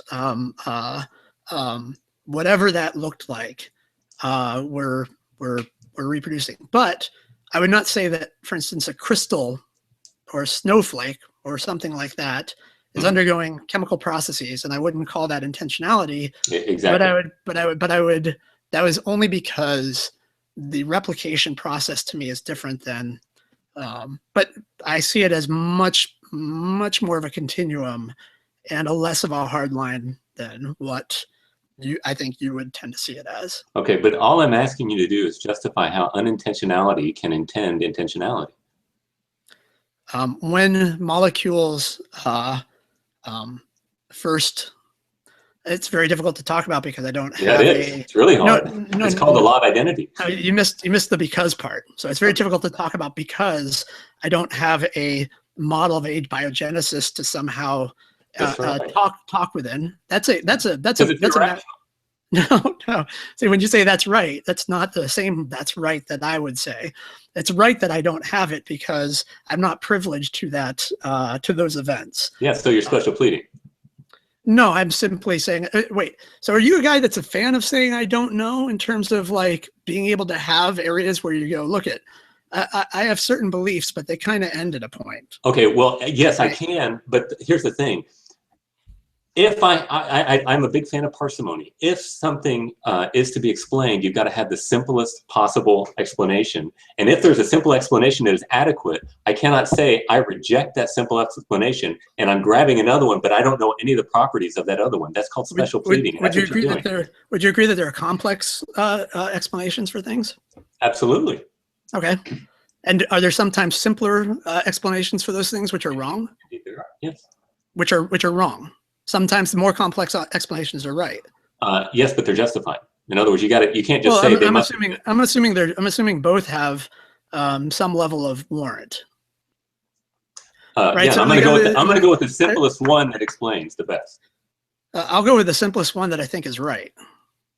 Right. That's what I just said. The simplest one that explains the best. Sure. And I think your simple explanation is wrong. And I think my complex explanation is wrong. You didn't give a complex. You just said, I don't know. I said it's irrational, and you didn't demonstrate how it is rational. Well, I think I've laid out a lot of reasons. Okay, listen, man, I need to get going here pretty soon. I've got a bunch of stuff. I really enjoyed this conversation, Trey. So good.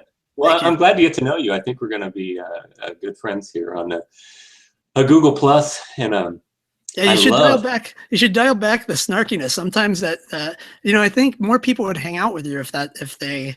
Oh no, I don't think that's what it is at all. I think it's I think if you here's look at this. Here's why I think that. I saw your conversation with Hogtie, and I saw your conversation with Sextus Empiricus, and I said Trey Jadlow is capable of having a conversation where he's not cackling.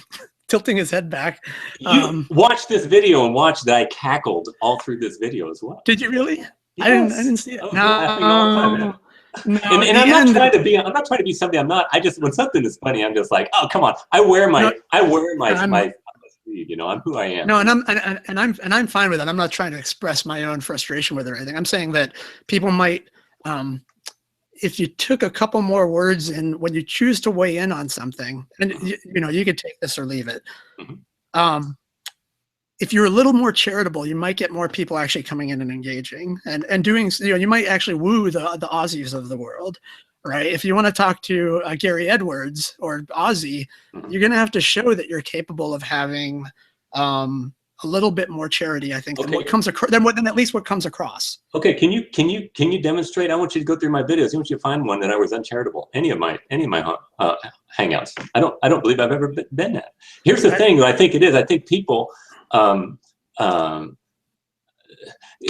got guys like Ozzy, and this is my problem. And I've talked to him about this in threads. He's engaged a little bit here and there, but he really won't do it. And you got Ozzy who looks at somebody like Creating Atheists, who I consider to be somebody that not only should he not be encouraged, I think he should be shunned from the community because of the dark, wicked, dehumanizing humor that is. It's disgusting. And so Ozzy says that I'm too rude, that he can't, and then he'll turn right around and say, Creating Atheist, that's real humor. And I'm thinking, well, that doesn't seem to make too much sense to me. So when I got guys like that sit there and praise someone like Creating Atheist and say, oh, Trey, he's too mean or he's too rude, I'm like, get a funny bone, grow a humorous, man. I mean, come on. Yeah, I won't defend Ozzy. I will say that the last little bit here, if our whole conversation had gone such that I can't kind of walk you through my beliefs, where we get to the end of it, I try to do a little bit of work to lay some ground and try to get you to kind of give me a little bit, I know we're not going to agree, but here's how I see it. And then let's talk about how you see it. Okay. And I'll go for a walk with you. Sure. That the intentionality bit that we just talked about there was a little bit of that evidence. It was a little bit of, we're not on the same page in terms of terms, so let's try to get it to a point where you can at least understand how I'm seeing it. Right. I'm not looking for you to concede my point. I'm looking for you to understand how I'm seeing it. And you can see it as irrational at that point. But yeah. Anyway, I enjoyed it a lot. I really did. So. Right. Well, I'll just leave it at that. All right. So I'm sure we'll get together again soon, and look forward to interacting with you more. And thank you for doing this. Maybe I'll get Gavin guy. He'll come across and want to talk some more. But Gavin guy's a great guy too. Very good to speak with. My hangouts with him always been respectful. He's a very intelligent. I had a hangout with him last weekend offline, and I told him that actually I was really I was surprised and actually really happy with the discourse you had with him in that hangout. Yeah. No, we've always had very good discussions, and I enjoy it. I enjoy it a lot. So anyway, we'll get together again soon, and I wish you all the best, and thanks for doing this with me, and greetings to your wife. Have a good day, Trey. Okay, man. All right, Bert, we'll see you. Bye.